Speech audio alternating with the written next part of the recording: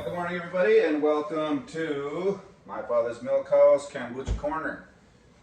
Last video we had a really fun time talking about how to use kombucha in the morning, especially if you're getting older. Again, I'm 53 years old and I'm trying to hold this old chunk of coal together, and my wife has been doing nutritional stuff for years and she's been coaching me into paying a little more attention to some of the stuff that I do. One of those things is in the morning to dial in with some kombucha because it has beneficial bacteria, all kinds of active stuff, and then use some cayenne pepper, fire up your endorphins, a little turmeric to help your blood, cleanse out its cells, and then a little bit of water. There's a recipe in the last video, you saw it. So today I thought I would do a kidney cleanse recipe and also supplement the kombucha. A lot of people don't have their kombucha, they don't want to make their own kombucha, and kombucha is fairly expensive. So here, it would be best if you made it. If you made it, you could just take there's recipes out there on YouTube land. What my wife did was made something called continuous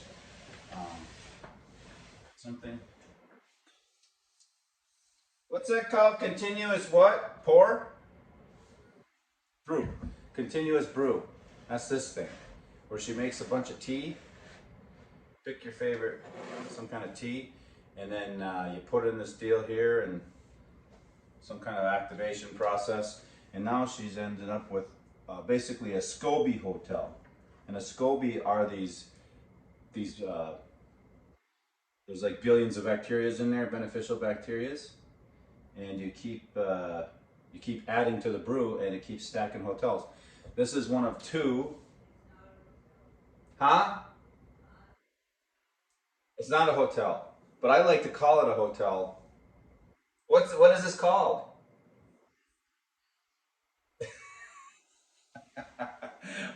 Is the hotel in the closet?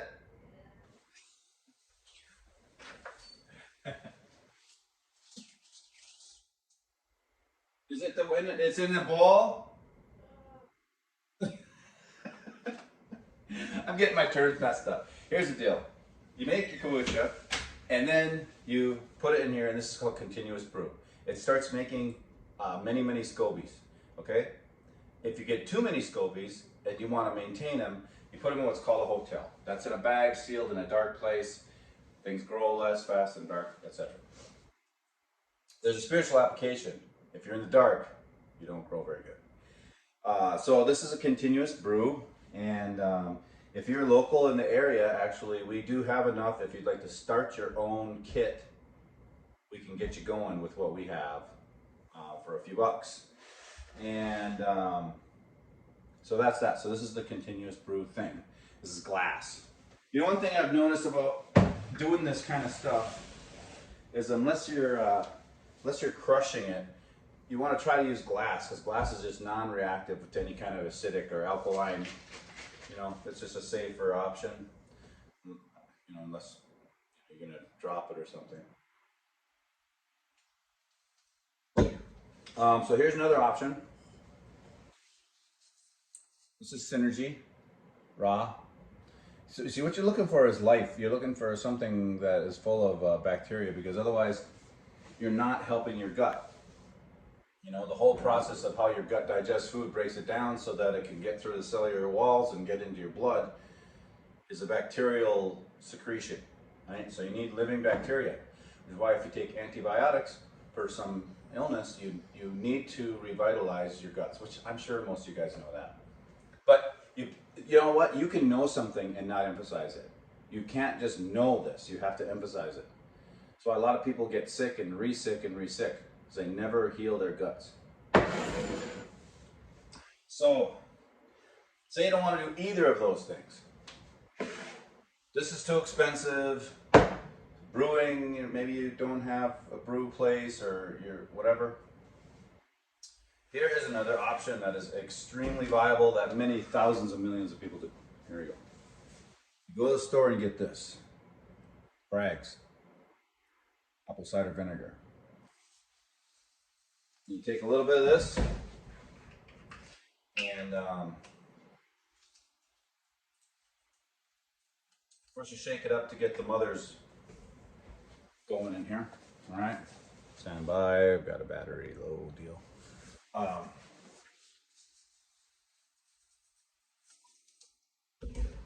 Okay, and you want to take a quarter cup.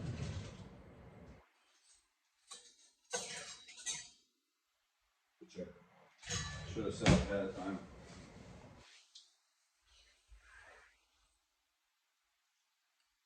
That's an eighth cup, quarter cup.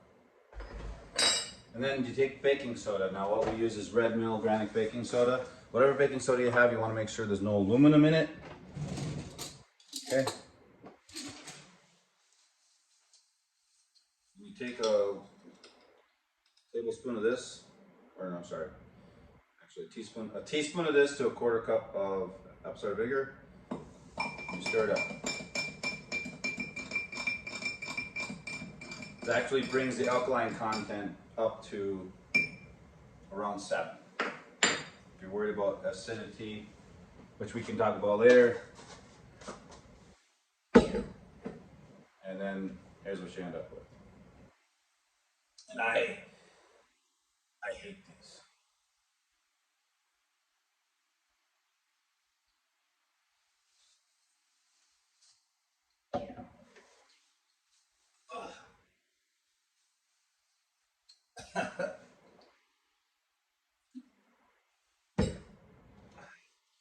Remember when you were a kid? Woo!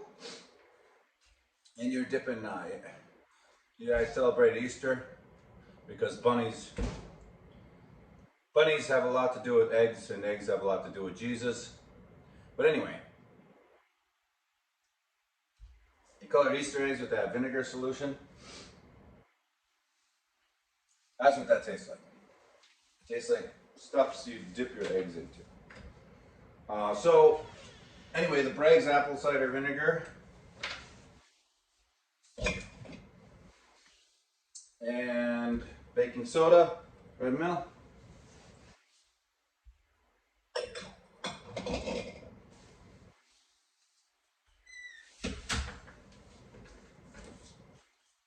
Synergy kombucha, if that's your thing.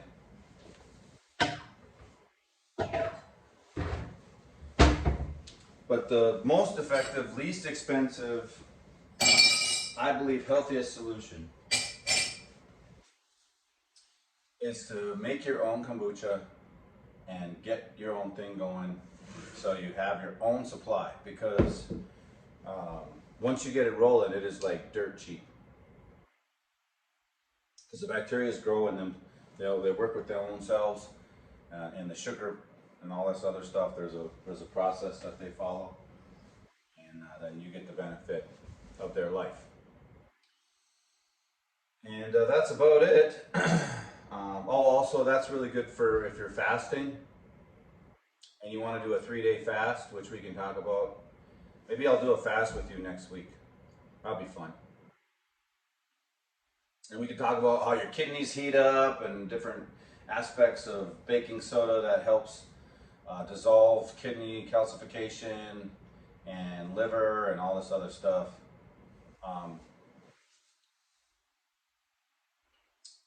I've done it several times. I've done a lot of fasting, so I know ways to A, I know how it helps, and B, I know ways to make it more comfortable, because sometimes it can be uncomfortable.